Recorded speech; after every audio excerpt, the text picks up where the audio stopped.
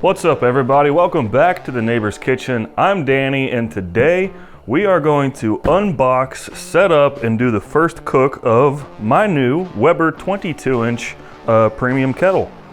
So, pretty excited about this. I'm going to explain to you why I chose specifically this model out of their lineup, what I want to do with it this summer, why I bought it, and it's going to be a great time. So thanks for hanging out with me today. Let's see what's in the box.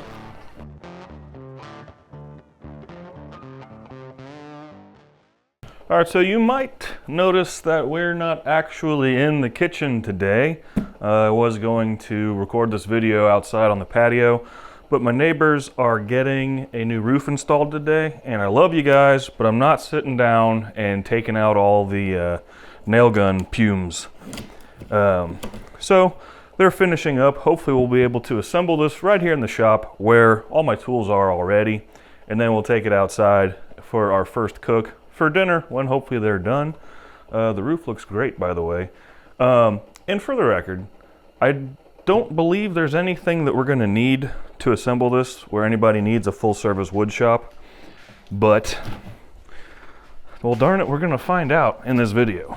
So we'll go ahead and get her opened up here, and all right, we got some instructions. So yeah, Titan hardware says do not use a drill. Weber. Register your grill today. I just want to check real quick. Doesn't look like registering gives you any benefits regarding the warranty. I do know some companies, if you register your product, sometimes you get a better warranty. So yeah, I did go with the Kettle Premium, as they call it. It's the same surface area as their regular 22-inch Kettle Grill. I specifically went with this model because it has a thermometer on the lid, and it has a upgraded ash can at the bottom, so that you can use this as a smoker as well. So if you have been around the channel for a while, you know that I love to cook things on a wide range of tools. I'm a nerd like that, and that's okay.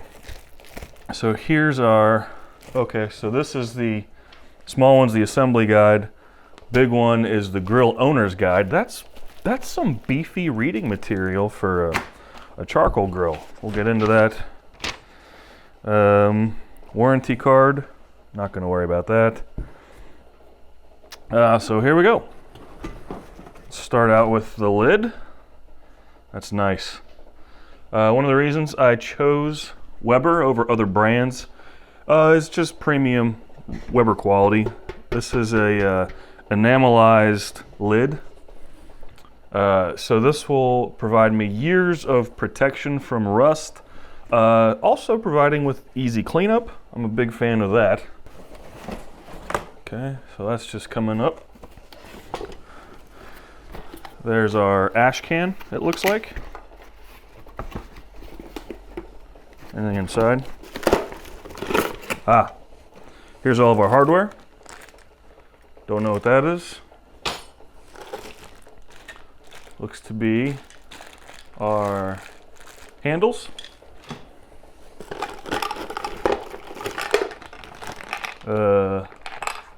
Another handle.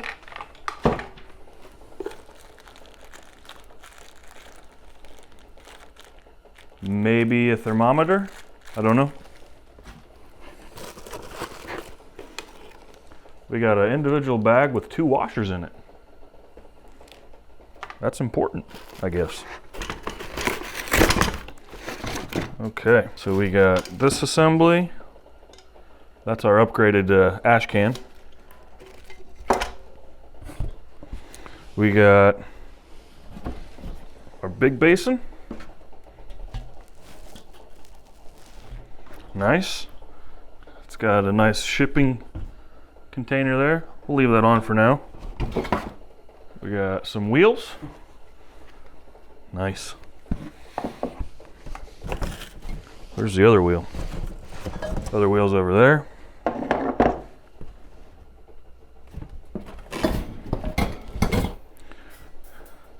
The grill grate with our hinges for adding briquettes. They got, looks like our feet.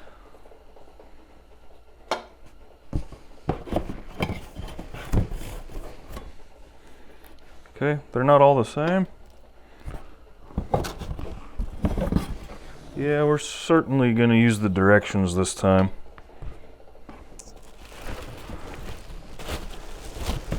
This is our, I guess, bottom grate where the charcoal stays on. We'll find out. I have no idea what this is. Oh, I bet this is the axle for our wheels. Oh, find out. So we got everything out.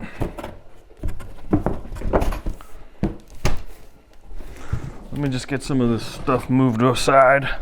I do feel relatively comforted that the assembly guide is smaller than the usage guide.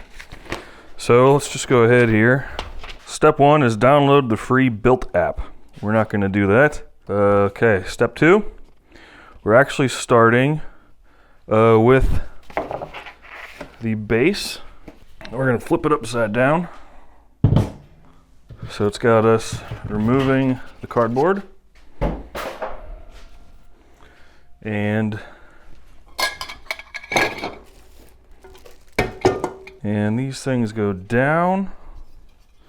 So this comes through this slot. Clip that, clip that.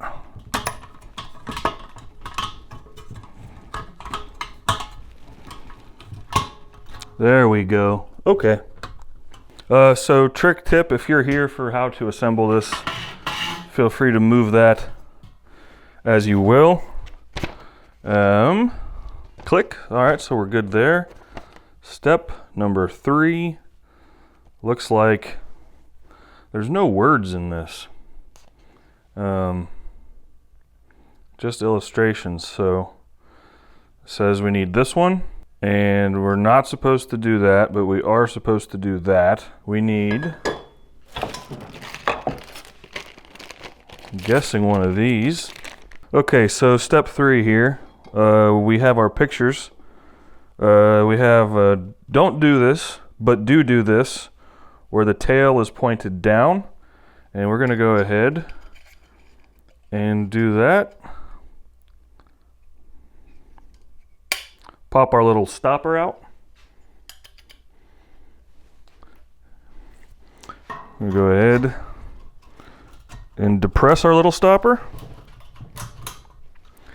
And it does say that you can twist it. You do not hammer it. You do not rock it back and forth. Now 5, looks like we're going to grab one of these. And with the other one, we're going to do that same thing. There's 2 holes here. Okay, it says yes, do it on the right hole. And then it is telling us to do the same thing with this one pointed away. So we're going to do this one next. Once again, I'm going to depress my little stopper. Come on. Get that locked in there. And through the process of elimination, I know that our third one is third. Ah, okay. I see what we got going on. We're going to use this thing, and the hook goes in. Am I reading that right? Yeah.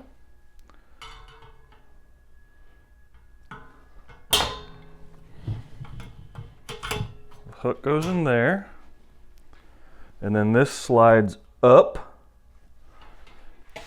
and becomes our axle.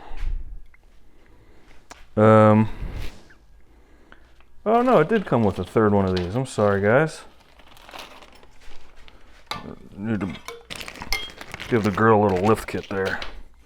So let me get this going, and it says here the other hole, the left hand hole, excuse me. And so that's going to be indexed like that. Go ahead, depress our stopper. Oh.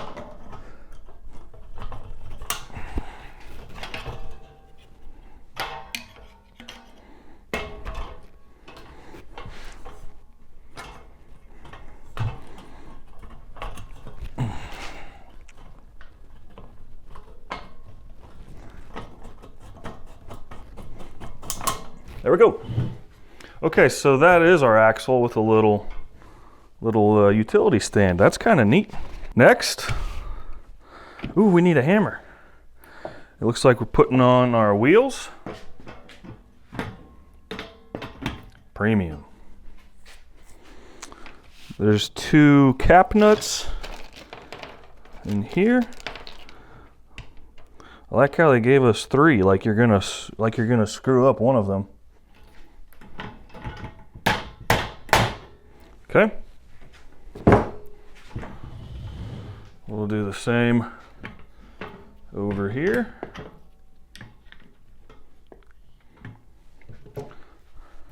See what my left-handed hammer game is. Thank God for being ambidextrous. Okay, that's that. Step 12. This is important. It has its own step. You put this weather cap on your other leg. 13. This guy's called to arms. They have it flipped over here. Can't oblige. Saying these hooks do something in, I guess it's the big one up there. Yep, because this is the handle. So we're just gonna go up. Oh, okay. So this is one of the big reasons that I chose this over the original kettle. If we're doing a long smoke in this, you can't go through the top to do a clean out should you need to. So here you're still smoking, you still got this grate will go in here, obviously. But let's say you're filling up, but you can't stop cooking. Take this, dispose of that properly, come back, and you are right back at it. It's one of the reasons I chose this. Let's bring this back to the ground.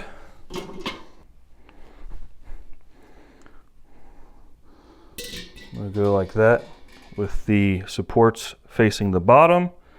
15. We will follow the instructions and I won't use power tools. Fine. We're going to put this back of the handle in here. Use your screw holder for a minute. Make sure the Weber logo is pointed up. Get that. Get this started. And here we go. It did say not to over tighten, so just hand tight. I'm gonna stop right there. Got these nice little tool hooks right there. Okay, now we're headed over to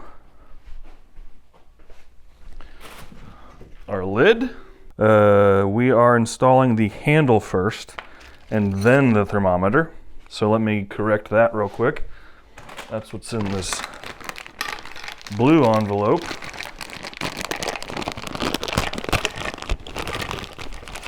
So this one has a really nice heat shield on it.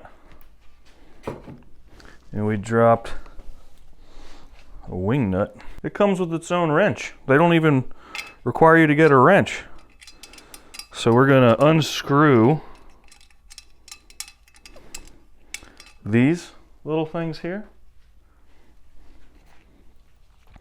And I just needed to start it with that. And then I could hand back her off. Ah! I'm standing in a heavy patch of gravity, guys. And then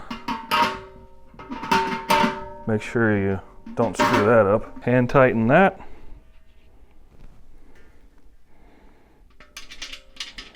Hand tighten this. And then with this cool wrench, it does say do not over tighten, so I'm just gonna go hand tight. No need to Zeus it on there.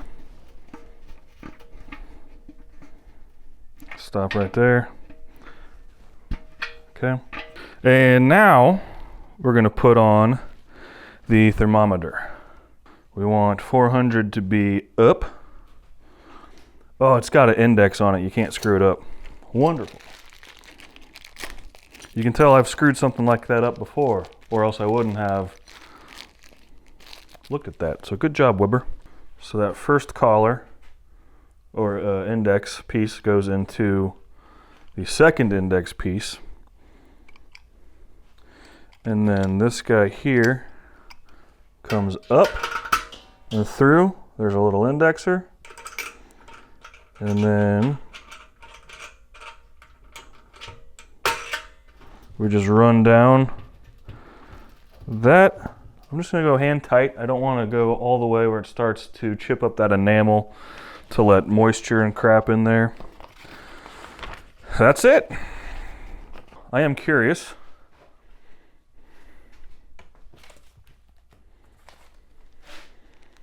We have parts left over. I don't see anywhere. Guys, check this out. So all of the steps at the very top tell you the part that you need. And I didn't see anywhere in there 2 washers. And check this out. The 2 washers aren't even listed in the included parts. So somebody else has a different Weber product that's missing 2 washers. We've all been there. No harm, no foul. So there's that. Whether or not Weber recommends to do a seasoning process, we are going to do an initial firing without any food, just to burn off any factory oils or shipping grease or this, what have you. Okay, that's why it's so thick. We don't need that. Okay, warranty. We're gonna jump right ahead. I found it. It's not obvious. The very first time you grill, it is recommended that the grill be heated up and the fuel kept red hot with the lid on for at least 30 minutes prior to cooking for the first time to burn off any manufacturing residue. Took me a moment to find it, but nonetheless, I found it. So I'm gonna go move everything outside, refresh your batteries, and I'll see you here in just a minute. So, this is our first cook with the new Weber 22-inch Premium Kettle Grill. The reason that I wanted this, I've wanted this for a while, but last year I converted my Weber Spirit 3 to a flat top griddle, and on occasion I've missed the grill grates. It's not difficult to swap it out pretty quickly, but it's also it's a pain in the butt when you're hungry and you're looking to cook. So this kind of checks a few boxes for me. A, I wanted one anyway.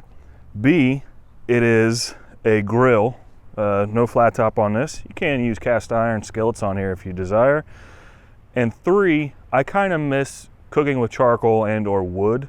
I got rid of my offset smoker when I got the Traeger Pro 34, and it's too reliable and easy to have both. But every once in a while, I want to do something with, it's very primal to cook something where you literally light it on fire, but it's also something you chop down from a tree perhaps. So anyway, there you have it. I'm going to use my Solo stove as a lid hook. We're going to set that there. We have our brand new charcoal chimney starter. And what I like to do is just grab some paper of some kind.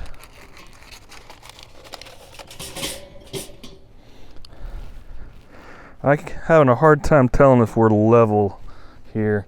There's the moles this year are terrible. And I forgot something inside. So we got some butcher paper down there, and I just like to use a little bit of cheap vegetable oil. I never cook with this, but it makes a great fire starter.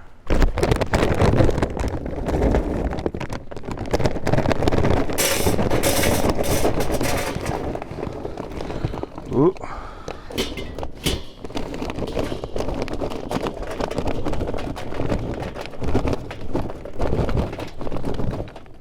That'll do it.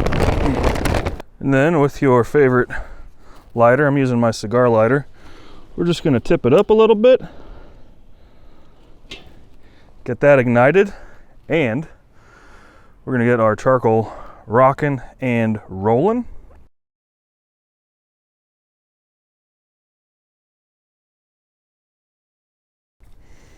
So once all of your paper is burnt, you don't have to feed it paper the whole time, because as you can see, our paper is all gone, but the charcoal is clearly lit, and the top charcoal briquettes are not fully lit yet. But once we dump it out, it's going to feed fuel for the whole pile, and that's what we're looking for. So you always want to make sure you have a good set of barbecue gloves. We're going to tip this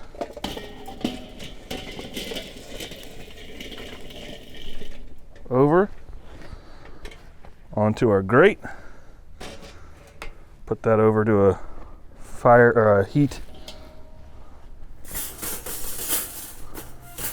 safe surface.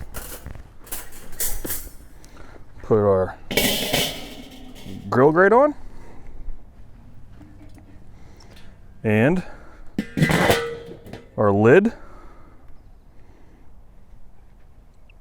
And the instructions said to let this heat up as hot as we can get it for 30 minutes before cooking.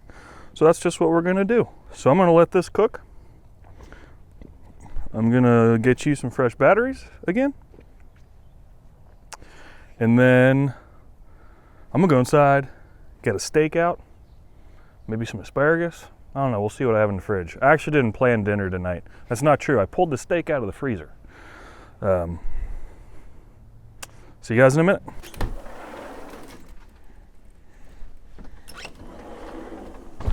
Okay, I'll show you what we got here. About 350. Got a bone-in short loin steak from Good Ranchers, just seasoned with salt and pepper. It's been out on the counter for about an hour acclimating. It's at 48 degrees. Got my ThermoPro TempSpike Pro in there.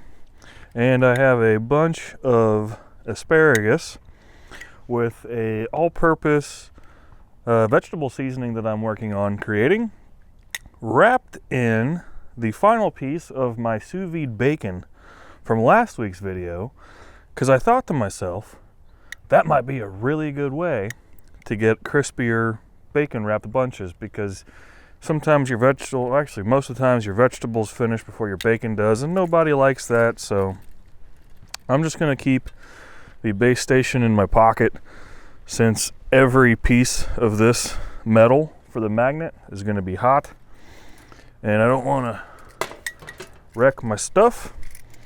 So it's been half an hour. I did add some charcoal at about the 20-minute mark, just because I didn't want to run out halfway through our cook, because we're running out of daylight and that doesn't work great for the cameras. I have one complaint so far.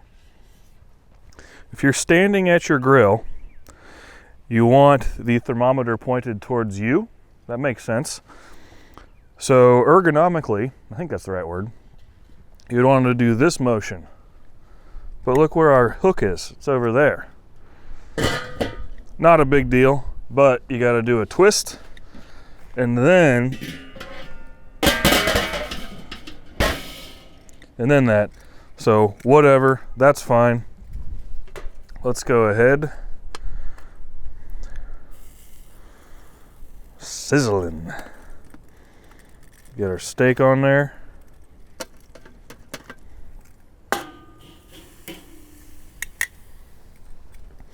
Set that aside. Here we go. I have the bottom vents fully open because we needed the high heat to do the sanitize. And these are just sort of open because you want that airflow to keep the charcoal going. Just gonna watch this. It's getting chilly fast, but that's Southern Ohio in March for you. Oh, we got to make sure to use our tool hook. Looks like the TempSpike is nice and acclimated. It takes a little bit of time for the ambient area to catch up. But the dial on the Weber and the display on the TempSpike, they match. We're 307. I mean, this isn't that obvious, but you know what I mean. We're at 61 on our steak. Yeah. I'm probably doing something wrong. I'm not going to pretend to you guys like I'm some kind of a charcoal expert. I've been out of the game for about 3 years at this point. But I have this in my possession, something that I'm going to get better at, something I'm going to add into the repertoire. And this summer we'll be doing more videos on that. So if you don't mind, make sure to subscribe, hit that like button. It really helps out the channel because we do this every week. And it's a lot of fun for me, and hopefully you guys too. We're a couple minutes into it, I'm gonna give the steak a good flip. I'd like to do a total of 4 flips so that we can get the kind of cross-hatch pattern on there. We are using this like a grill today, not a smoker. So there we go. So we're gonna go first flip.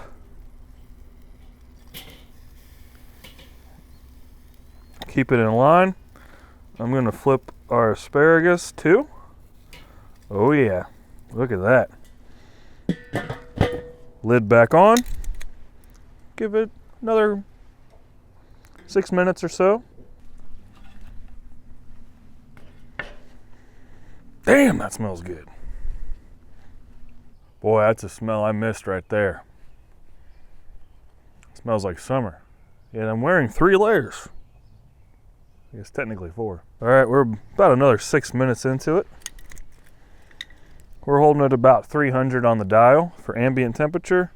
We're still mostly closed and totally wide open on the bottom vents. So I'm gonna go ahead, take our steak, and I'm gonna turn it 90. And I'm gonna give this guy a flipperooski again.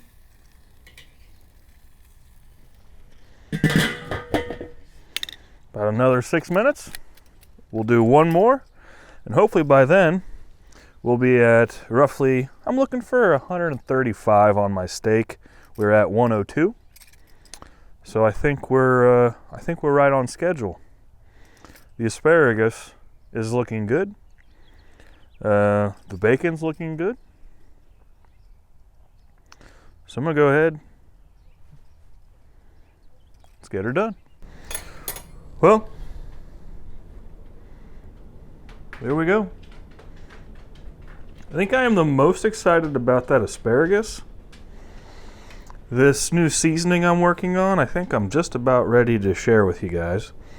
And this short loin steak. I just did salt and pepper. I'm a simple steak guy. But let's see how the Weber Premium Kettle did. There's a bone there, perhaps missed that.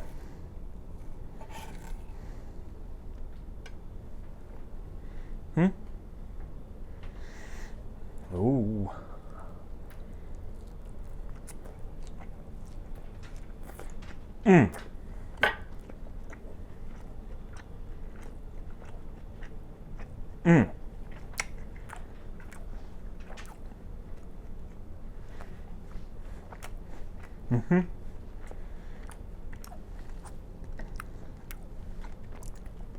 That's what I'm talking about.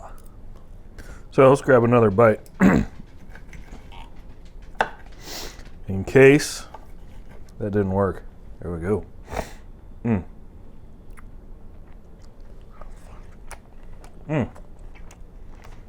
Mm-hmm, mm-hmm, mm-hmm.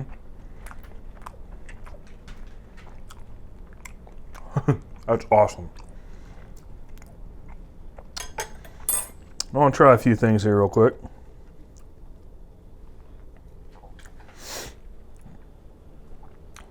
There's our sous vide bacon. So pre-cooked, but then wrapped and then grilled. Okay, that's pretty good. Chris, remember this for later. That's the ticket. Now on to, let's see how this asparagus is. Weber asparagus. Oh yeah. Oh yeah. Mmm. Yes. Mmm.